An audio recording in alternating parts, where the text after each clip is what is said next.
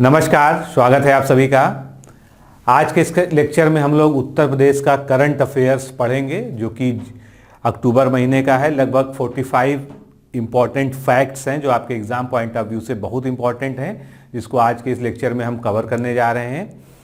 और आने वाली जो भी परीक्षाएं हैं, जैसे कि समीक्षा अधिकारी विशेषकर जो है, उसमें ये बहुत ही महत्वपूर्ण साबित हो सकता है, क्योंकि जितना भी यूपी का पोर्शन है उसमें अब करंट अफेयर्स की भरमार आपको देखने को मिल रही है। पिछले पीसीएस की परीक्षा में भी आपने देखा, तो यूपी के जीके में अब यूपी का करंट अफेयर्स बहुत प्रमुखता से पूछा जा रहा है। और यहीं पर मैं आपको बता दूं कि इसका जो है 10 महीने का एक संकलन अगले हफ्ते आपको जो है देने का प्रयास है, जिसको जो है पीडीएफ में नोट्स के फॉर्म में भी दिया जाएगा, साथ में जो है वीडियो के माध्यम में से भी दिया जाएगा, जिससे आप लोग 1 जनवरी से और अक्टूबर तक का पूरा करंट अफेयर्स जो है उसमें रिवाइज कर सकें। तो चलिए शुरुआत करते हैं। जिन लोगों को इस लेक्चर की पीडीएफ प्राप्त करनी है या जनवरी से लेके और अक्टूबर तक के सारे यूपी करंट अफेयर्स की जो है पीडीएफ प्राप्त करनी है, वो हमारा जो डिकोड एग्ज़ाम ऐप है उसको आप गूगल प्ले स्टोर से डाउनलोड कर लीजिए। उसमें ई मैगजीन्स और पीडीएफ का आपको एक जो है सेक्शन दिखेगा, उसके अंदर आप जाइए और वहाँ पर जो है रजिस्ट्रेशन करके आप जो है पीडीएफ फाइल को प्राप्त कर सकते हैं। यूपी करंट अफेयर्स की जो पीडीएफ है, वो जो हमारा ई मंथली मैगजीन पीडीएफ जारी होती है उसी में जो है समाहित होती है, अलग से नहीं दी जाती। जो लोग चाहते हैं कि जनवरी से लेके और अभी तक का करंट अफेयर्स वो एक साथ केवल यूपी का ही प्राप्त करना चाहते हैं, वो जो है नेक्स्ट वीक तक जो है तुमको वेट करना होगा।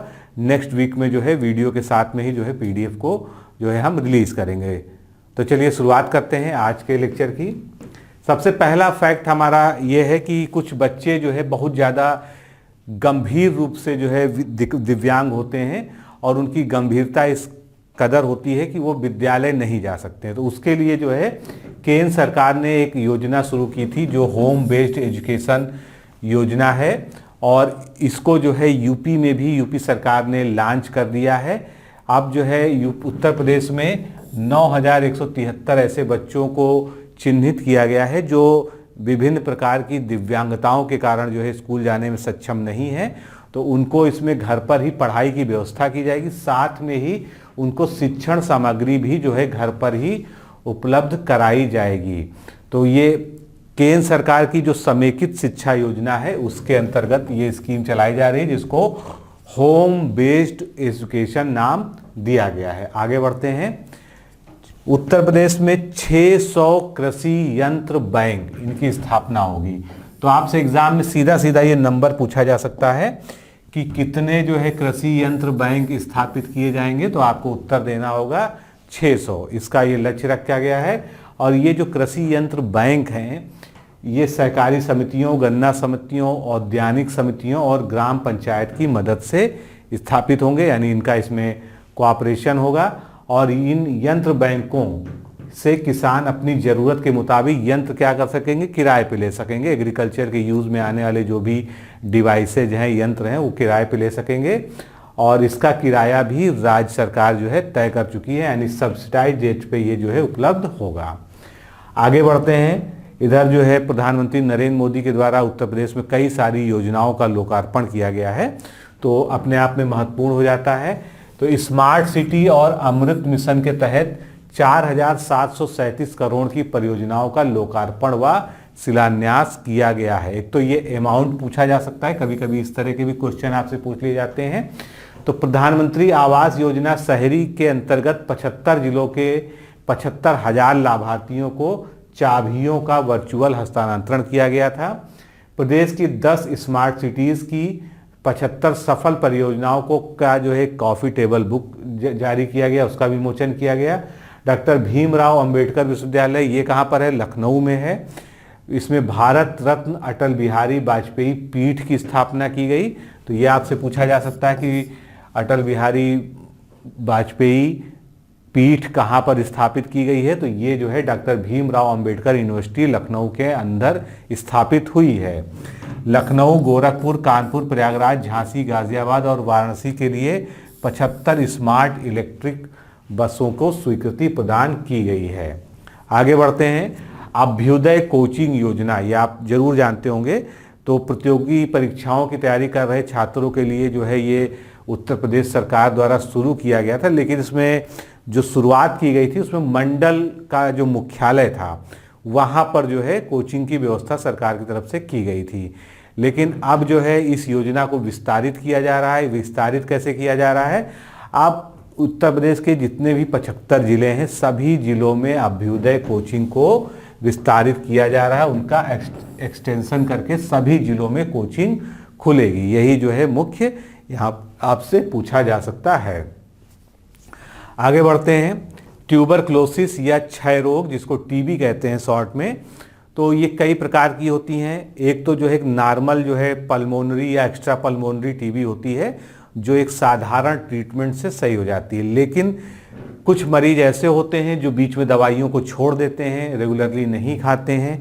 ऐसी स्थिति में क्या होता है, या थोड़े समय के लिए खाया फिर छोड़ दिया, फिर थोड़े समय के लिए दवाइयाँ खाई, तो उनमें जो है ड्रग रेजिस्टेंट टीबी हो जाती है। यानी उनमें जो है टीबी की दवाओं के प्रति जो है प्रतिरोधक क्षमता उत्पन्न हो जाती है, ड्रग से रेजिस्टेंस उत्पन्न हो जाती है। तो ऐसी टीबी को एमडीआर टीबी या मल्टी ड्रग रेजिस्टेंट टीबी कहते हैं।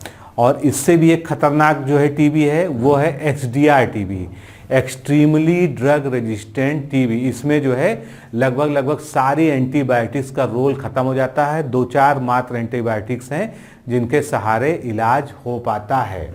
तो मेडिकल कॉलेज जो है आगरा जो है उसमें नई दवा से ड्रग रेजिस्टेंट टीबी का इलाज शुरू किया गया है। और ये कौन सा मेडिकल कॉलेज है? एसएन मेडिकल कॉलेज या सरोजिनी नायडू मेडिकल कॉलेज आगरा में जो है टीबी के मरीजों के लिए एक नई दवा को लॉन्च किया गया है। और इसका नाम जो है, इसका नाम बीपाल रखा गया है। ये आपको विशेष कर याद रखना है।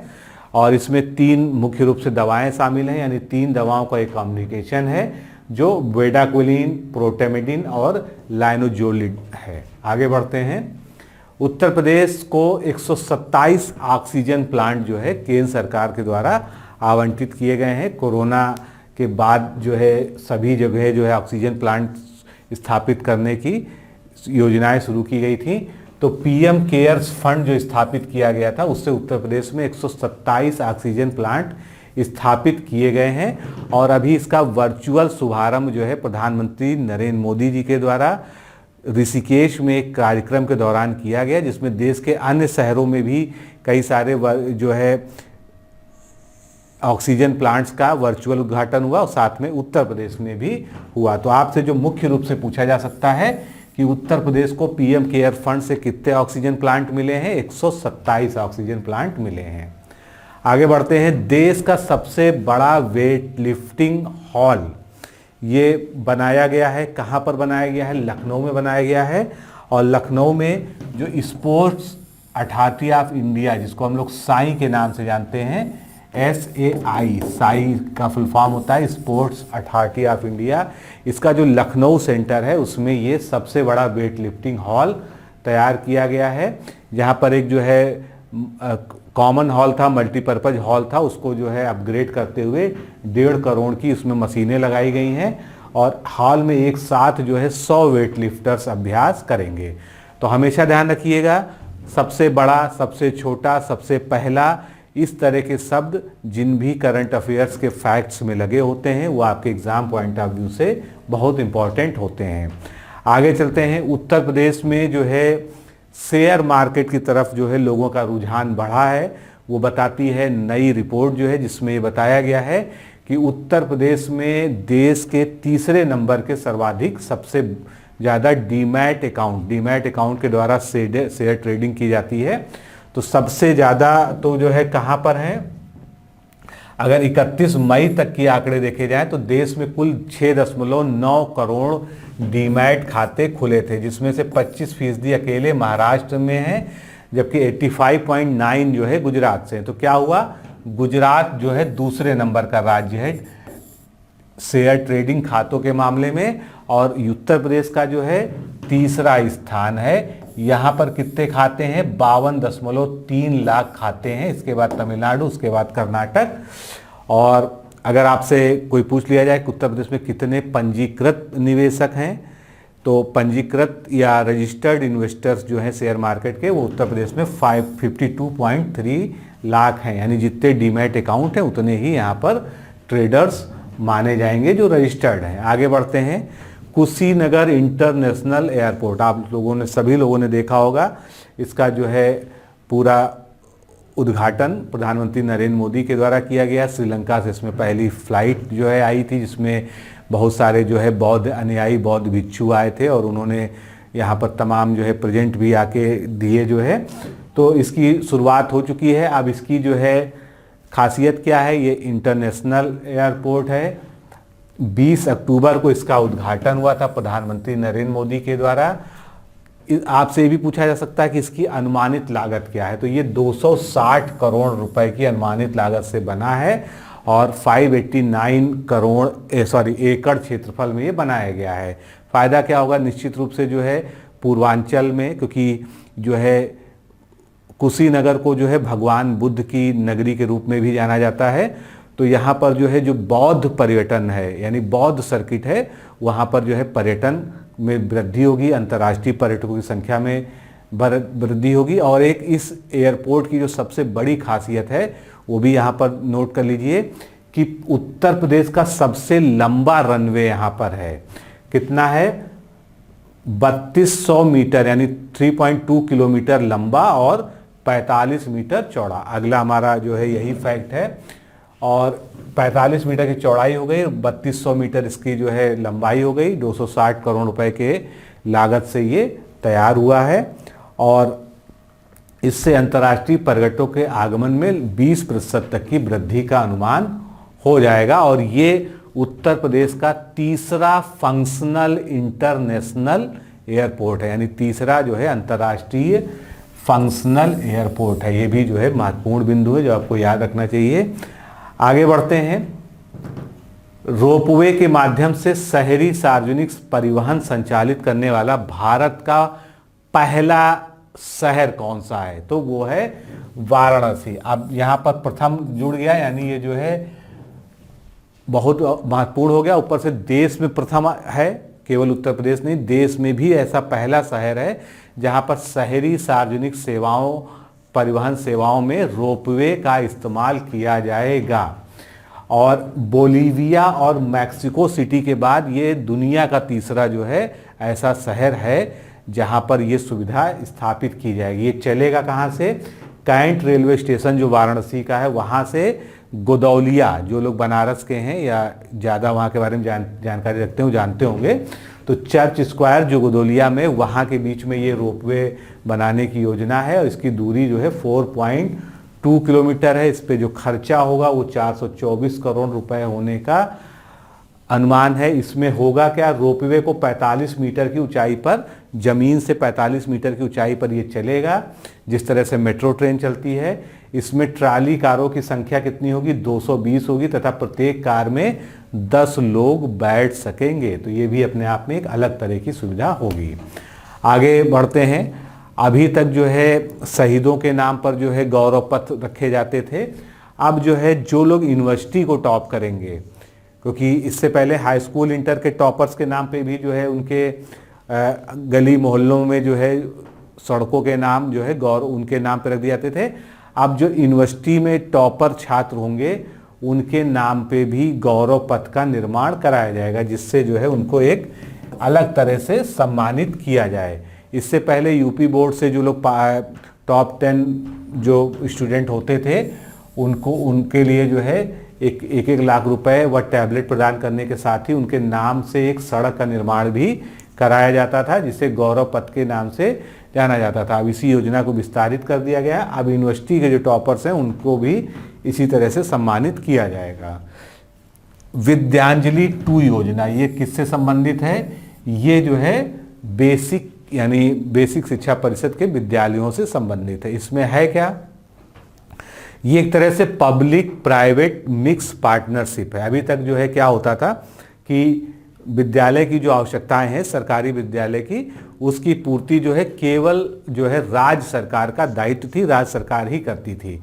अब विद्यांजलि 2.0 जो योजना है, इसके तहत क्या होगा, योजना के तहत पूर्व छात्र, सेवानिवृत्त शिक्षक, वैज्ञानिक, बैंक, कंपनी, सेना के रिटायर्ड या अर्धसैनिक बलों से रिटायर्ड, सेल्फ एम्प्लॉयड लोग, प्रोफेशनल्स, स्किल से जुड़ा कोई भी व्यक्ति या सामान्य व्यक्ति, कंपनी, संस्था आदि इसमें अपनी तरह से सहयोग दे सकता है। इसमें करना क्या होगा, जैसे कोई विद्यालय है, उन्होंने कहा कि हमारे यहाँ जो है कुर्सी मेज कम है, तो उन्होंने एक जो पोर्टल है उस पर जो है अपनी सूचना को अपलोड कर दिया। तो वहाँ पर क्या होगा, इस तरह का कोई भी व्यक्ति जो है, कोई भी एक सामान्य व्यक्ति या कोई संस्था जो है या कोई एनजीओ, उनको जो है ये चीज़ जो उनकी ज़रूरत की चीज़ है वो दान में दे सकेगी। यही जो है इस योजना के बारे में इतना पर्याप्त है। आगे बढ़ते हैं। उत्तर प्रदेश को एक और जो है उपलब्धि हासिल हुई, वो क्या है, best state of inland fisheries का पहला पुरस्कार देश भर में मिला है। तो इस तरह के प्रश्न निश्चित रूप से संभावित होते हैं। और ये जो उत्पादन में वृद्धि हुई जिसके लिए जो है पुरस्कार मिला है, इसके लिए उत्तर प्रदेश सरकार ने बहुत सारे काम किए थे। मछुआरों के बीमा से संबंधित योजना को प्रारंभ किया था। तो आपको मुख्य रूप से याद रखना है कि कौन सा पुरस्कार जो है मिला था। साथ में एक यूपी का जो है मत्स्य पालन से संबंधित ऐप है जो आपसे पूछा जा सकता है। इसका नाम है फिश फार्मर ऐप। इसका भी शुभारंभ किया गया था, इसका संचालन हो रहा था। तो इससे भी जो है मत्स्य उत्पादन में जो है भारी मात्रा में वृद्धि हुई। साथ में अभी कैबिनेट ने भी एक डिसीजन लिया है। पहले जो है ठेका, मछली पालन का ठेका केवल 3 वर्ष के लिए दिया जाता था, अब इसको बढ़ाकर 10 वर्ष कर दिया गया। तो ये सब जो है कुछ ऐसे पॉइंट हैं जो आपसे पूछे जाने की संभावना बनी रहती है। आगे बढ़ते हैं। शिक्षण संस्थाओं में मतदाता साक्षरता क्लबों की स्थापना की जाएगी उत्तर प्रदेश में। अभी विधानसभा चुनाव जल्दी ही घोषित होने वाले हैं और अगले साल, आने वाले साल में जो है विधानसभा चुनाव होने जा रहे हैं। तो उससे पहले मतदाता सूची पर निरीक्षण इत्यादि कार्य का जो है औपचारिक प्रारंभ भी हो गया है। तो उत्तर प्रदेश सरकार ने मतदाता बनने के लिए, जैसे जिन लोगों ने अभी 18 साल की उम्र पूर्ण की है और वो अभी तक जो है वोटर लिस्ट में उनका नाम नहीं है, तो उनमें एक जागरूकता हो, इसलिए जितने भी शिक्षण संस्थान हैं उनमें जो है मतदाता साक्षरता क्लब की स्थापना करके उसके माध्यम से नए वोटरों को ये प्रेरित करना कि आप जो है अपना एज ए वोटर रजिस्ट्रेशन करा लें और आप मतदाता सूची में आपका नाम दर्ज हो जाए। आगे बढ़ते हैं। नीति आयोग द्वारा जो है आकांक्षात्मक जिलों की जो है सूची जारी की जाती है। इस बार जो है इसमें उत्तर प्रदेश के लिए विशेष रहा है। तो 10 शीर्ष जो है आकांक्षात्मक जिलों की सूची नीति आयोग ने जारी की है, उसमें से 7 अकेले उत्तर प्रदेश के हैं। तो ये जो है सर्वे कब का है, जुलाई से अगस्त 2021 के आधार पर ये जो है 112 जिले कुल देश में आकांक्षी जिलों में हैं जिनकी डेल्टा रैंकिंग जारी की गई है। और ये जो डेल्टा रैंकिंग होती है, इनके 6 जो है मानक विकास के क्षेत्र होते हैं, जैसे कि स्वास्थ्य और पोषण, शिक्षा, कृषि और जल संसाधन, वित्तीय समावेशन, कौशल विकास और बुनियादी ढांचा विकास। इन्हीं के आधार पर ये रैंकिंग तैयार की जाती है। तो उत्तर प्रदेश में 8 में से 7 जिले जो है से देश के शीर्ष 10 में जो है शामिल हो गए हैं। कुल 8 जिले ही उत्तर प्रदेश के हैं जो आकांक्षी जिलों की सूची में शामिल है, उसमें से 7 को जो है टॉप 10 में रखा गया है। राष्ट्रीय स्तर सूची में फतेहपुर जो है दूसरे स्थान पर है, सिद्धार्थनगर तीसरे स्थान पर, सोनभद्र चौथे स्थान पर, चित्रकूट 5वें, बहराइच 7वें, श्रावस्ती 8वें और चंदौली 9वें स्थान पे है। ये आप देख सकते हैं। केवल एक ही ऐसा जिला जो बलरामपुर है, ये जो है टॉप 10 में नहीं आया है। बाकी 8 में से 7 जो है टॉप 10 में आ चुके हैं। तो ये भी ध्यान रखिएगा कि उत्तर प्रदेश में आकांक्षी जिले जो है जो आच्छादित हैं देश के कुल 112 जिलों में, वो कितने हैं, वो 8 हैं, जिसमें से 7 जो है डेल्टा रैंकिंग में टॉप 10 के अंदर आए हैं। अब बात ये भी उठती है कि इसमें पहला जो है जिला किस राज्य का है, कहाँ का है, तो ये जो है गजापति जिला है उड़ीसा राज्य का। बाकी जो है यूपी के हैं, वो आपने देख ही लिया। आगे बढ़ते हैं। उत्तर प्रदेश में सैनिक स्कूलों को जो वर्तमान संख्या है उसको जो है दुगना करने के लिए जो है अभी अभी मुख्यमंत्री के द्वारा घोषणा की गई उत्तर प्रदेश के। तो इससे क्या होगा, उत्तर प्रदेश में जो है सैनिक स्कूल, और उसमें अब लड़कियों को भी जो है बालिकाओं की भी शिक्षा हो सकेगी। आगे बढ़ते हैं। झटपट वन, ये आपने शायद नाम ना सुना हो। झटपट वन वही वन होते हैं जो झटपट उगते हैं, इसीलिए उसको जो है झटपट वन नाम दिया गया है। ये ऐसी जगहों पर उगाए जाते हैं जहां पर जो है वन की आवश्यकता है और कम से कम समय में, मतलब 2, 3, 4 साल में जो है वहाँ पर वन उग आए, ऐसे पेड़ों को लगाया जाता है। तो इसको जो है झटपट वन कहते हैं। और इनका मुख्य कार्य क्या है, वायु प्रदूषण को नियंत्रित करने के लिए। अब इसमें एक खास तकनीक का इस्तेमाल किया जाता है, उस तकनीक का नाम है ये मियावाकी पद्धति। मियावाकी पद्धति क्या है, ये एक जापानी तकनीक है। जापान में सबसे पहले इस पे एक्सपेरिमेंट किया गया था। सोनामी की जो लहरें हैं जो समुद्र के तटों पर जो है मियावाकी पद्धति से जो है वहाँ पर जंगल लगाए गए, जिससे सुनामी की लहरों को जो है कम किया जा सका। तो मियावाकी एक जापानी वनीकरण की यानी फॉरेस्टेशन की टेक्निक है।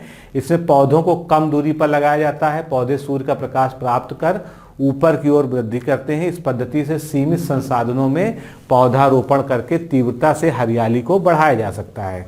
झटपट वन न सिर्फ पारंपरिक जंगलों के मुकाबले 10 गुना तेजी से बढ़ते हैं, बल्कि वायु प्रदूषण में भी 30 गुना अधिक अवशोषित करते हैं। अब ये मियावाकी वन जो पद्धति है, इसमें इसके आविष्कारक को भी जान लीजिए कौन है। तो एक जो है बॉटनिस्ट हैं अकीरा मियावाकी, उनका पूरा नाम है। इन्हीं के नाम पर जो है इसको मियावाकी वन या मियावाकी पद्धति भी कहा गया है। तो उन्हीं ने जो है इसको ईजाद किया है। वहाँ पर सफलतापूर्वक जापान में इसको जो है उन्होंने इम्प्लांट भी किया है। तो ये जो है सारी रिक्वायरमेंट भी लिखी हुई है इसकी। आगे बढ़ते हैं। उत्तर प्रदेश में 40 लाख गरीब परिवारों को भी आयुष्मान कार्ड दिया जाएगा, क्योंकि आयुष्मान कार्ड योजना जो है जो शुरू की गई है उसमें कुछ निर्धारित शर्तें हैं। और उसमें एक बड़ी शर्त ये थी कि जनगणना 2011 में उस लाभार्थी की गणना हो चुकी हो, यानी उसका नाम वहाँ पर दर्ज हो। लेकिन अगर किसी भी वजह से किसी व्यक्ति का जो जनगणना 2011 में नाम नहीं दर्ज हुआ है, तो उनको अलग से लाभ पहुंचाने के लिए, यानी जो आयुष्मान भारत योजना से वंचित रह गए हैं गरीब लोग, उसमें से 40 लाख लोगों को स्वास्थ्य सुरक्षा, जो स्वास्थ्य बीमा सुरक्षा वो दी जा रही है। अंत्योदय राशन कार्ड धारक ऐसे परिवार को मुख्यमंत्री जन आरोग्य में शामिल करते हुए 5 लाख तक का बीमा कवर दिया जाएगा। तो ये भी इसमें हो गया। आगे बढ़ते हैं। उत्तर प्रदेश में हाई कोर्ट के चीफ जस्टिस बदल गए हैं। तो नए कौन है, नाम पूछा जा सकता है। तो उत्तर प्रदेश के नए चीफ जस्टिस कौन है, न्यायमूर्ति राजेश बिंदल। इनको अभी हाल ही में जो है पद एवं गोपनीयता की शपथ दिलाई है। कौन दिलाता है, राज्यपाल दिलाते हैं। और उत्तर प्रदेश के राज्यपाल महोदय कौन है, महोदया ये हैं आनंदीबेन पटेल। आगे बढ़ते हैं। अभी अभी विधानसभा उपाध्यक्ष का जो है चुनाव भी हुआ है। तो कौन बने हैं, नितिन अग्रवाल को जो है विधानसभा का 18वां उपाध्यक्ष बनाया गया है। आगे बढ़ते हैं। देश का वेस्ट टू एनर्जी प्लांट, जिसको आप कह सकते हैं कचरे से बिजली बनाने का संयंत्र, तो ये पहला अपनी तरह का प्लांट कहाँ लगाया जा रहा है, बनारस के रमना में बनने जा रहा है।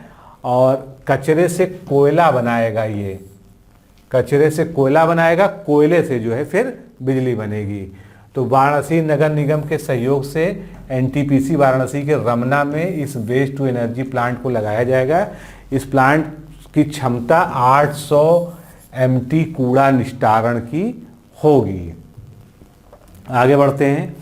प्रदेश के 50 और जिलों में ड्रग वेयर हाउस बनेंगे, जहां पर जो है स्वास्थ्य विभाग की दवाओं का जो है भंडारण हो सकेगा। ये सभी जो है स्वास्थ्य सेवाओं को सुदृढ़ करने के लिए किया जा रहा है। तो इसमें से 50 के निर्माण को स्वीकृति मिली है, जबकि 25 का निर्माण शुरू भी हो चुका है। यानी हर जिले में एक वेयर हाउस मिलेगा, जहां से वहां के अस्पतालों को तुरंत जो है दवा सप्लाई हो सके। आगे बढ़ते हैं, Ayushman Bharat health infrastructure mission, ये क्यों महत्वपूर्ण है? क्योंकि इसका शुभारंभ उत्तर प्रदेश में प्रधानमंत्री नरेंद्र मोदी जी के द्वारा किया गया है। तो इसके बारे में थोड़ा सा जान लीजिए चीज़ें जो है। और ये जो है कहाँ पर शुभारंभ किया गया है ये भी पूछ लिया जाता है। काशी यानी वाराणसी में किया गया, और ये देश भर में स्वास्थ्य सेवाओं के बुनियादी ढांचे को मजबूत करने के लिए सबसे बड़ी अखिल भारतीय योजनाओं में से एक है। ये राष्ट्रीय स्वास्थ्य मिशन के अतिरिक्त है, यानी इसका राष्ट्रीय स्वास्थ्य मिशन से लेना देना नहीं है, उसके अलावा ये है। ये इसका क्या होगा, ये 10 उच्च फोकस वाले राज्यों में 17,788 ग्रामीण स्वास्थ्य कल्याण केंद्रों को सहायता प्रदान करेगा और देश भर में 11,024 शहरी स्वास्थ्य एवं कल्याण केंद्र स्थापित करेगा। इसके अलावा इसमें और भी बहुत कुछ है। इसके माध्यम से देश के 5 लाख से अधिक आबादी वाले सभी जिलों में exclusive critical care hospital block के माध्यम से क्रिटिकल केयर सेवाएं उपलब्ध कराई जाएंगी। इस योजना के अंतर्गत एक स्वास्थ्य पहल के लिए राष्ट्रीय संस्थान वायरोलॉजी हेतु 4 नई राष्ट्रीय संस्थान, दक्षिण पूर्वी क्षेत्र में WHO का एक क्षेत्रीय अनुसंधान मंच, 9 जैव सुरक्षा 3 स्तर के प्रयोगशालाएं और रोग नियंत्रण के लिए 5 नए क्षेत्रीय राष्ट्रीय केंद्र स्थापित होंगे। यानी एक जो है बड़ी योजना है जिसमें अभी क्रियान्वयन में समय लगेगा, लेकिन जो है इसमें कई सारी चीज़ें शामिल हैं। आगे बढ़ते हैं। अभी आपने पढ़ा होगा कि 2 नई टीमें IPL 2022 के लिए बन गई हैं, उनकी बोली भी लग गई है, सब कुछ उसमें हो गया है। तो इसमें उत्तर प्रदेश की भी एक टीम है जो लखनऊ की टीम कहलाएगी, इसलिए ये ज़्यादा महत्वपूर्ण है। तो IPL 2022 की 2 नई टीमें हैदराबाद और लखनऊ अब अगले साल यानी अगले सीजन में मैच खेलेंगी। कोलकाता के दिग्गज उद्योगपति संजीव गोयनका के RPSG समूह, जिसको गोयनका समूह भी कहते हैं, इसने IPL में की लखनऊ फ्रेंचाइजी 7,090 करोड़ रुपए में खरीद ली है। और ये अपने आप में इतिहास बन गया है, क्योंकि इतनी महंगी आज तक IPL में कोई भी टीम नहीं बनी है, बिकी है। इससे पहले मुंबई IPL की जो टीम है उसकी कीमत जो है 839 करोड़ थी, यानी उसको जो है 839 करोड़ में खरीदा गया था। और जो ये टीम बनी है इसका संभवतः जो है केंद्र लखनऊ में जो इकाना स्टेडियम है, जिसका अब नाम बदलकर क्या कर दिया गया है, अटल बिहारी अंतर्राष्ट्रीय क्रिकेट स्टेडियम कर दिया गया है, उसमें जो है ये इनका होम ग्राउंड हो सकता है। आगे बढ़ते हैं। उत्तर प्रदेश के माध्यमिक जितने विद्यालय हैं उसमें एक आरोग्य वाटिका स्थापित की गई। आरोग्य वाटिका का आप मतलब समझ रहे हैं कि उसमें सभी जो है मेडिसिनल प्लांट्स को उगाया जाएगा, जिससे जो है औषधीय गुणवत्ता वाले पौधे की जो है सुलभता हो, साथ में जो है उच्च रोग प्रतिरोधक क्षमता बढ़ाने वाले पौधे इसमें स्थापित होंगे। मुख्य रूप से हल्दी, चंदन, गिलोय, सर्पगंधा, ब्राह्मी, चाय, करंज, अमरूद, मोटी नीम, सहजन, आंवला व तुलसी जो आयुर्वेदिक उपचार में प्रयोग होते हैं, इस तरह के पौधे इसमें लगेंगे। आगे बढ़ते हैं। एक और राहत दी गई है कि अब जो गरीब परिवार हैं जो EWS भवनों के लिए अपना जब रजिस्ट्री कराएंगे तो उनकी रजिस्ट्री फीस जो है अब 40-50 हज़ार ना खर्च होके 500 रुपये में उनकी रजिस्ट्री हो जाएगी। तो ये उनके लिए एक बड़ी राहत होगी। कानपुर के सर्किट हाउस में अटल जी की प्रतिमा स्थापित की जाएगी और इसकी कुल लागत जो है, कुल कीमत 37.35 लाख रुपए होगी। तो पूछा जा सकता है कि ये जो प्रतिमा कहाँ स्थापित होगी, किस शहर में स्थापित होगी। आगे बढ़ते हैं। एक नया जो है अभियान शुरू किया गया है, मेरा पोस्ट कार्ड PM को, यानी प्रधानमंत्री को। तो अभी हाल ही में जो है प्रधानमंत्री नरेंद्र मोदी जी ने अपने सार्वजनिक जीवन में यानी 20 वर्ष की जनसेवा, जिसमें वो मुख्यमंत्री भी रहे, प्रधानमंत्री का भी कार्यकाल जानी, तो 20 वर्ष ऐसे उनके पूरे हो चुके हैं। तो इस अवसर पर मुख्यमंत्री योगी आदित्यनाथ ने उत्तरी विधानसभा क्षेत्र के बागेश्वर मंडल के अंतर्गत बूथ नंबर 77 पर मेरा पोस्ट कार्ड PM को अभियान का शुभारंभ किया। आगे बढ़ते हैं। उत्तर प्रदेश में अभी प्रधानमंत्री आए थे तो उन्होंने जो है एक साथ 9 मेडिकल कॉलेजों का लोकार्पण किया, जो अपने आप में एक बड़ी उपलब्धि के रूप में सरकार गिना रही है। तो ये 9 मेडिकल कॉलेज जो है, इनका कहाँ से शुभारंभ हुआ? सिद्धार्थनगर से हुआ। ये ध्यान रखिएगा, प्रधानमंत्री के द्वारा किया गया, 25 अक्टूबर को किया गया।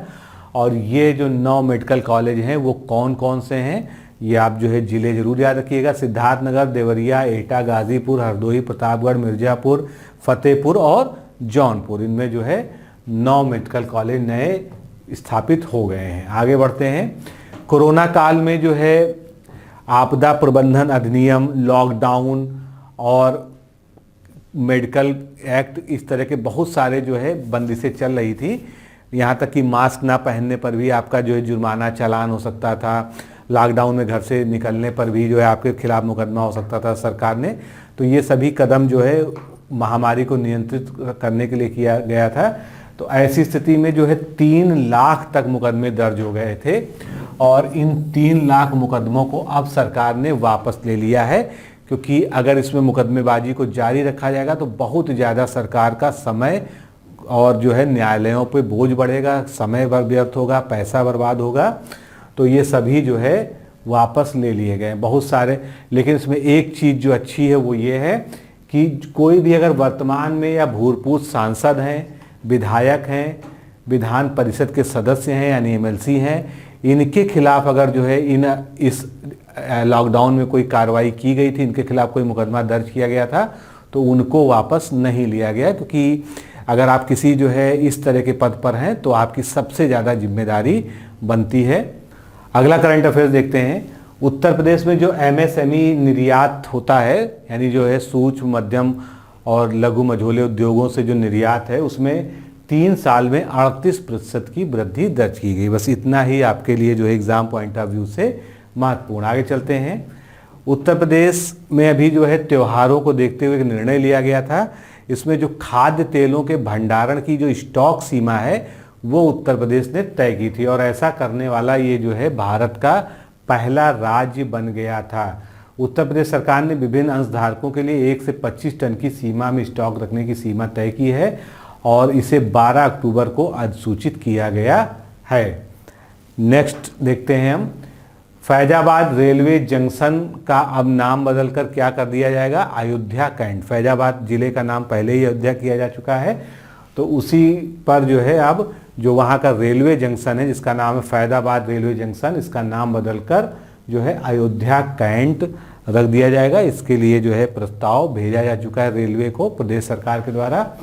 नेक्स्ट, उत्तर प्रदेश के गांव में गोबर से सीएनजी गैस बनाने की योजना जो है प्रारंभ की गई है। ये जो योजना जो प्रधानमंत्री के द्वारा गोवर्धन योजना शुरू की गई थी उसी के अंतर्गत है। इसमें किसानों को जो है गोबर, अगर वो गोबर देते हैं इस योजना में, प्लांट में ले जाके देते हैं, तो उसके बदले उनको पैसा भी मिलेगा और उससे जो है सीएनजी बनेगी। तो इसमें 1-2 चीज़ें और महत्वपूर्ण है। उत्तर प्रदेश के वाराणसी में गोबर से बायो सीएनजी गैस बनाई जाएगी और साथ में शाहजहांपुर में गांव में 90 टन गोबर की क्षमता वाला बायोगैस प्लांट भी लगाया जाएगा। तो दोनों जगहें आपसे जो है पूछी जा सकती हैं जो महत्वपूर्ण हैं। आगे, पीएम किसान स्कीम में उत्तर प्रदेश शीघ्र शिकायत निवारण में अव्वल आया है। तो इसका अर्थ ये हुआ जो पीएम किसान जो है योजना उत्तर प्रदेश में चल रही है उसमें जो शिकायत निवारण के लिए ग्रीवियांस रेडियस के लिए पोर्टल बनाया गया है, उस पर जो है सबसे ज़्यादा शिकायतों को हैंडल करने में जो उत्तर प्रदेश का पहला स्थान है। आगे बढ़ते हैं। एक अभी जो है रैंकिंग जारी हुई थी सर्वेक्षण, उसमें आईआईएम लखनऊ को देश में 4था स्थान मिला। ये कौन सी रैंकिंग है? ये बिजनेस स्कूल्स की रैंकिंग है जिसमें जो है लखनऊ ने 4था स्थान प्राप्त किया है और संस्थान की इंटरनेशनल स्तर पर क्यूएस रैंकिंग भी जो है पहले से बढ़ी है। अब बात आती है इसमें पहले नंबर पे कौन है इस रैंकिंग में? तो इंडियन इंस्टीट्यूट ऑफ मैनेजमेंट जो कोलकाता का है उसने शीर्ष स्थान प्राप्त किया है, यानी आईआईएम कलकत्ता ने। उसके बाद जो है अहमदाबाद दूसरे नंबर पर, तीसरे स्थान पर बेंगलुरु है। नेक्स्ट देखते हैं। उत्तर प्रदेश में खादी महोत्सव एवं सिल्क एक्सपो 2021 का आयोजन, तो इसमें स्थल महत्वपूर्ण है और आपसे ये भी पूछा जा सकता है कि किन डेट्स में किया जा रहा है। तो 19 अक्टूबर को जो है ये उद्घाटन किया गया है। ये प्रदर्शनी 30 अक्टूबर तक संचालित हुई थी, यानी 19 से 30 अक्टूबर तक इसका लखनऊ में आयोजन हो गया है। आगे बढ़ते हैं, नेक्स्ट देखते हैं। उत्तर प्रदेश हिंदी संस्थान द्वारा 2020 के पुरस्कारों और सम्मानों की घोषणा की गई है। तो इसमें जो है संस्थान का जो सर्वश्रेष्ठ सम्मान होता है, जिसको हम लोग भारत भारती सम्मान कहते हैं, जो सबसे बड़ा सम्मान होता है, ये किसको मिला है, ये किसके लिए किसको चुना गया है? अमृतसर के पांडे शशिभूषण सितांशु को चुना गया है। इस पुरस्कार के तहत क्या मिलता है? 8 लाख रुपए, एक प्रशस्ति पत्र और एक स्मृति चिन्ह दिया जाता है। वर्ष 2019 का यह सम्मान मुंबई की साहित्यकार डॉक्टर सूलबाला को प्रदान किया गया था, जब 2019 का आ गया था। और संस्थान के द्वारा जो बाकी पुरस्कार हैं वो कौन कौन से हैं? लोहिया साहित्य सम्मान, इसमें जो है 5 लाख रुपए दिए जाते हैं। ये डॉक्टर राम कठिन सिंह लखनऊ के हैं, इनको दिया गया है। हिंदी गौरव सम्मान, ये भगवान सिंह गाजियाबाद के हैं। महात्मा गांधी साहित्य सम्मान डॉक्टर महेंद्र मधुकर को। पंडित दीनदयाल उपाध्याय साहित्य सम्मान डॉक्टर देवेंद्र दीपक को। अवंतीबाई साहित्य सम्मान डॉक्टर सीतेश आलोक जो नोएडा के हैं। और राजर्षि पुरुषोत्तम दास टंडन सम्मान गुजरात प्रांतीय राष्ट्रभाषा प्रचार समिति अहमदाबाद, जो कि एक संस्थान है, उसको दिया गया है। इसके बाद उत्तर प्रदेश से एक और कार्यक्रम की शुरुआत हुई, जिसका नाम है राष्ट्रव्यापी नदी तटीय कार्यक्रम। तो राष्ट्रव्यापी नदी तटीय कार्यक्रम का शुभारंभ जो है 8 अक्टूबर 2021 को केंद्रीय मत्स्य पालन पशुपालन डेयरी मंत्री पुरुषोत्तम रूपाला ने गढ़मुक्तेश्वर जिले से उत्तर प्रदेश के ब्रजघाट में नदी तटीय कार्यक्रम का शुभारंभ किया गया। उत्तर प्रदेश में ब्रजघाट, गढ़मुक्तेश्वर, तिगरी, मेरठ और बिजनौर जैसे 3 स्थलों पर 3 लाख मछली के बच्चों का पालन किया जाएगा। और यहीं से जो है देश के अन्य प्रदेशों में भी इस कार्यक्रम का शुभारंभ हुआ। इसी समय उत्तराखंड, उड़ीसा, त्रिपुरा और छत्तीसगढ़ जैसे अन्य 4 राज्यों में भी शुभारंभ इसका किया गया है। तो दोस्तों, इस तरह से आज हमने इस लेक्चर में करंट अफेयर्स के, उत्तर प्रदेश के करंट अफेयर्स का जो है कवर किया, पूरे मंथ का, अक्टूबर का। तो मिलते हैं, नमस्कार, धन्यवाद।